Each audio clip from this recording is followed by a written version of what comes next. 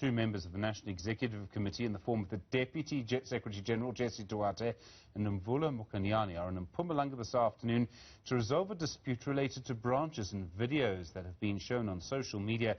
Branch members in the Nkomati region are seen fighting over a list of names during a branch general meeting. A briefing expected after the current meeting between the provincial executive and the NEC members. Our senior political reporter, Newzroom, is there for us. She's standing by. Newzroom, good afternoon to you. I mean, to see the images of this fight that broke out, clearly there are high tensions there, and Duarte and Newzroom Afrika now need to calm this down.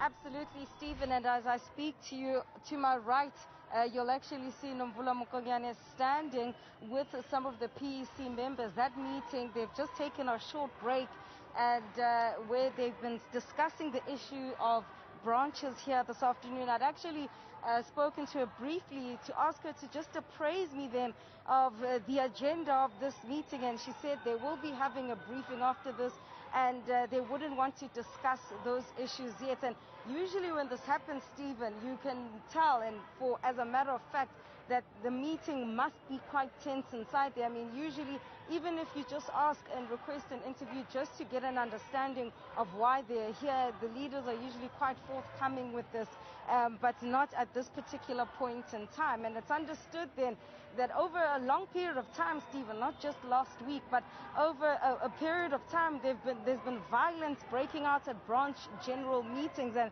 it's understood that one of the issues is the name and the names of those who are actually card-carrying members of the African National Congress. And Stephen, to my left, as I speak to you a few moments ago, we've seen dozens of ANC members coming here outside the Ehlanzeni district municipality to come and demonstrate as this particular meeting, the PEC meeting with those two NEC members, gets underway. I haven't had an opportunity to speak to them because they just literally assembled themselves outside this particular venue. They are singing Asinalo Uvalo, we do not have fear, to loosely translate, and you can see them moving, Stephen, down the street as that meeting, which I can, what I suspect is quite a tense meeting at this particular point in time. You saw then a moment ago Newzroom Mokonyane standing outside. They've taken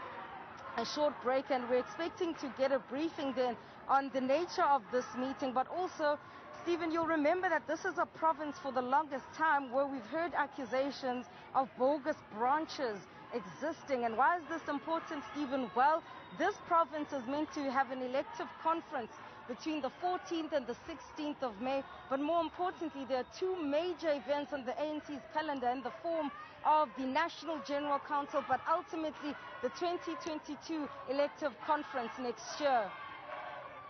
Newzroom, I mean, clearly there are high tensions there. I mean, some of the reporting I've seen suggests there are actually 5 different factions within this province. I mean, this is going to take a lot to unravel, and it would raise tension, it would seem, ahead of that provincial conference, which could be really important.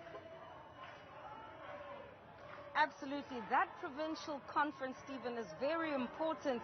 If you think about the role that Mpumalanga played, the kingmaker role that Mpumalanga played to tip the scales in favor of the now president of the ANC, President Cyril Ramaphosa, at that 27 Nasrec elective congress. We've heard so much about the different factions that exist here in Mpumalanga and the various people who are representing different groupings here. And of course, the main position that is being vied for here in Mpumalanga is that of the ANC chairperson after Didi Mabuza vacated to Luthuli House. We've heard the names of Refilwe Mthweni-Tepane, who is the premier of this province, being touted as possibly becoming chairperson. Initially, it was said that she had a great relationship with the deputy president, who they say anointed her to become the chairperson, and then they fell out.